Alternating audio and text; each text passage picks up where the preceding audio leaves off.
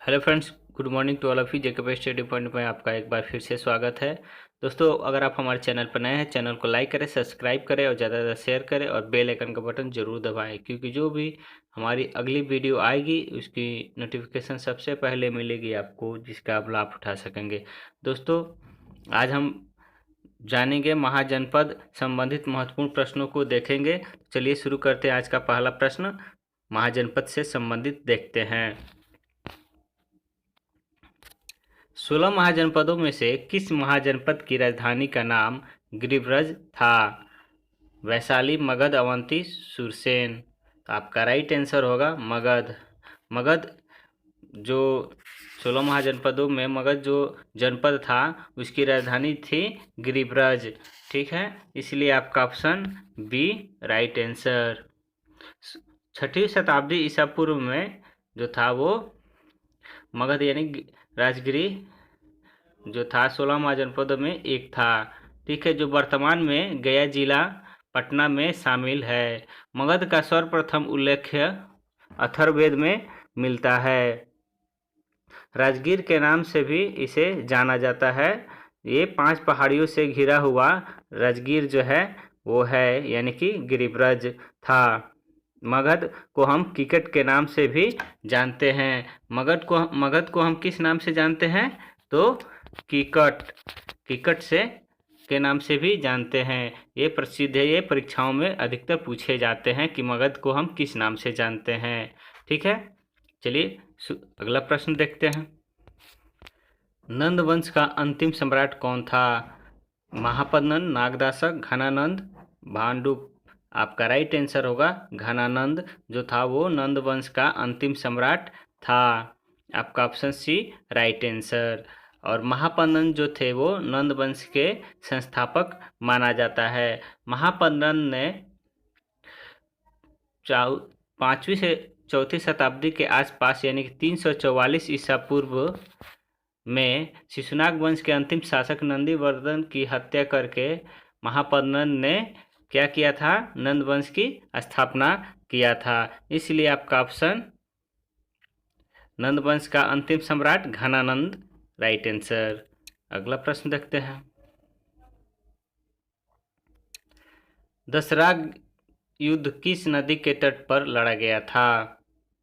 सतलज नदी के तट पर, घाघरा नदी के तट पर, झेलम नदी के तट पर, पुष्पपुरी नदी के तट पर। आपका राइट आंसर होगा पुष्पपुरी नदी के तट पर जो था वो 10 राजाओं का युद्ध हुआ था। ठीक है, पुष्पपुरी नदी को हम आधुनिक नाम रावी नदी है। पुष्पपुरी नदी के आधुनिक नाम क्या है? तो रावी नदी। ठीक है, ऋग्वेद के 7वें मंडल में उल्लेख हुआ है कि सुदास राजा का जो युद्ध था वो पुष्पपुरी नदी पर हुआ था। और ये दसराग जो युद्ध हुआ था उसमें सुदास नामक जो राजा थे, कबीले के राजा थे, उनकी इस दसराज के युद्ध में जीत हुई थी। ठीक है दोस्तों, याद रखना। अगला प्रश्न देखते हैं। निम्न में कौन हिंदू राजा हर चौथे वर्ष प्रयाग में अपना सारा धन दान कर देता था? आपका राइट आंसर क्या होगा? बिंदुसार, बिंबिसार, अजातशत्रु, हर्षवर्धन। आपका राइट आंसर होगा हर्षवर्धन। हर्षवर्धन एक ऐसा शासक था, हिंदू राजा था, जो चौथे वर्ष प्रयाग में अपना सारा धन क्या करता था? दान कर देता था। इसलिए आपका ऑप्शन डी राइट आंसर। ये हर्षवर्धन जो था वो पहले ब्राह्मण धर्म का था, बाद में इसने बौद्ध धर्म अपना लिया। हर्षवर्धन के समय में ही 5वीं बौद्ध संगति हुआ था। ठीक है, अगला प्रश्न देखते हैं। बंगाल के किस शासक को हर्षवर्धन पूर्णतः प्राप्त नहीं कर सका था? शशांक को, पुलकेशिन को, ए और बी दोनों? कोई नहीं। तो आपका राइट आंसर होगा आपका ऑप्शन ए शशांक को।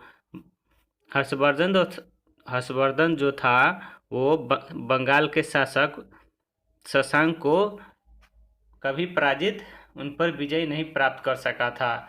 ठीक है, इसलिए आपका ऑप्शन ए राइट आंसर। अगला प्रश्न देखते हैं।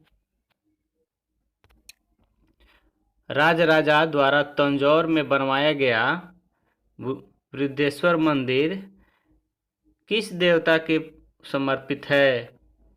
विष्णु के लिए, सूर्य के लिए, कृष्ण के लिए, शिव के लिए? तो आपका राइट आंसर होगा शिव के लिए। राजा राज द्वारा तंजौर में बनवाया गया मंदिर जो था बृहदेश्वर मंदिर, वो शिव के लिए प्रसिद्ध है, इसलिए आपका ऑप्शन डी राइट आंसर। अगला प्रश्न देखते हैं। निम्न में वैशाली किस महाजनपद की राजधानी थी? मत्स्य, वत्स्य, वज्जी, अंग? आपका राइट आंसर होगा आपका ऑप्शन सी वज्जी। वज्जी जो है वो वैशाली महाजनपद की राजधानी थी। आपका ऑप्शन सी राइट आंसर। ठीक है, वैशाली के संस्थापक कौन थे? तो राजा विशाल थे। वैशाली के संस्थापक राजा विशाल वैशाली के संस्थापक थे। ठीक है, मत्स्य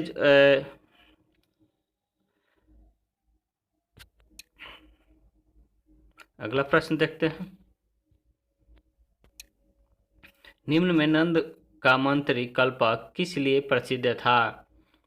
प्रपंच में, युद्ध में, राजनीति में, इनमें से कोई नहीं? तो आपका राइट आंसर होगा आपका ऑप्शन ए प्रपंच में। कल्पक जो थे नंद के जो मंत्री थे वो कल्पक, वो प्रपंच में प्रसिद्ध थे। इसमें उन्होंने ख्याति प्राप्त किया हुआ था, इसलिए आपका ऑप्शन ए राइट आंसर। अगला प्रश्न देखते हैं। निम्न में पुरी या पुरुष का राज्य किन दो नदियों के बीच स्थित था?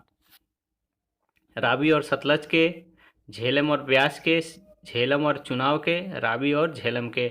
आपका राइट आंसर होगा झेलम और चिनाव के। आपका option C right answer, Jhelum और किसके? तो चिनाव के। आपका राइट आंसर होगा झेलम और चिनाव जो है वो निम्न पुरु यानी पुरुष राज्य की दो नदियों के बीच स्थित था।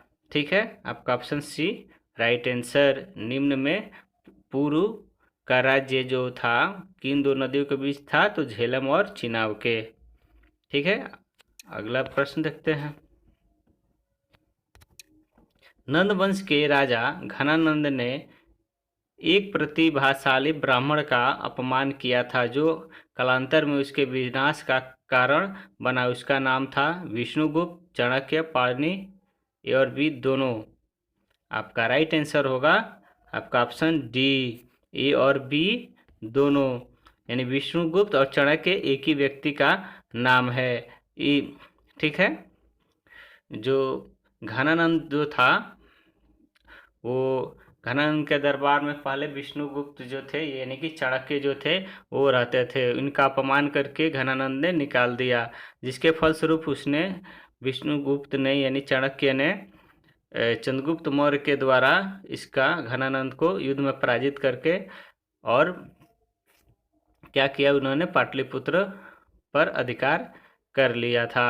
ठीक है, आपका ऑप्शन डी राइट आंसर। अगला प्रश्न देखते हैं। महात्मा बुद्ध के समकालीन मगध के दो राजाओं के नाम बताएं। समुद्रगुप्त, बिंबिसार, उदयन एवं अजातशत्रु। घनानंद, नागदासक, बिंबिसार एवं अजातशत्रु? तो आपका राइट आंसर होगा बिंबिसार एवं अजातशत्रु जो थे महात्मा बुद्ध के समकालीन शासक थे, जो मगध के दो राजाओं के नाम, मगध के जो ये दोनों शासक थे जो महात्मा बुद्ध के समकालीन थे, बिंबिसार और अजातशत्रु, इसलिए आपका ऑप्शन डी राइट आंसर। अगला प्रश्न देखते हैं। सिकंदर के आक्रमण के समय नंद वंश का शासक कौन था?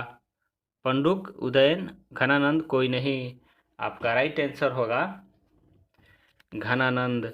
सिकंदर आक्रमण के समय उस समय जब सिकंदर आक्रमण किया था भारत पे, उस समय भारत के शासक यानी मगध के शासक जो थे वो घनानंद थे। आपका ऑप्शन सी राइट आंसर। अगला प्रश्न देखते हैं। भारत में शकों की दो शाखाएं शासन कर रही थी। तक्षशिला और मथुरा में उत्तरी शाखा थी, तो नासिक तथा उज्जैन में कौन सी शाखा थी? उत्तरी पूर्वी शाखा, पूर्वी शाखा, पश्चिमी शाखा, दक्षिण शाखा। आपका राइट आंसर होगा पश्चिमी शाखा जो थी वो नासिक और उज्जैन में शासन कर रही थी। ठीक है, जिस तरह भारत में शक जो थे दक्षिण और मथुरा में उत्तरी शाखा थी, उसी तरह उज्जैन, नासिक और उज्जैन में पश्चिमी शाखा थी। आपका ऑप्शन सी राइट आंसर। अगला प्रश्न देखते हैं।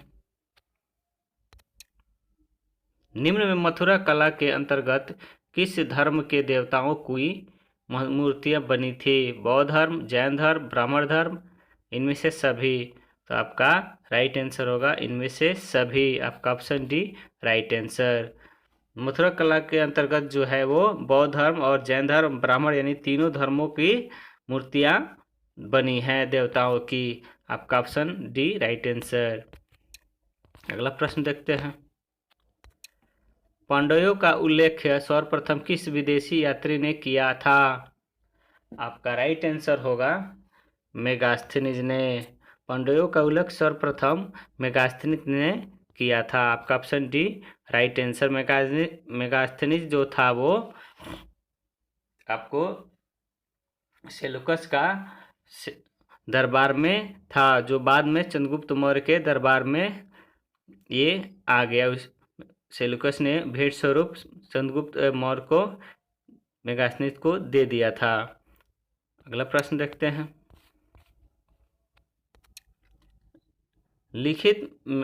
लिखित में वैशाली की स्थापना किसने किया था? अजातशत्रु ने, उदयन ने, विशाल ने, इनमें से कोई नहीं। तो आपका राइट आंसर होगा आपका ऑप्शन सी, वैशाली की स्थापना राजा विशाल ने किया था। आपका ऑप्शन सी राइट आंसर।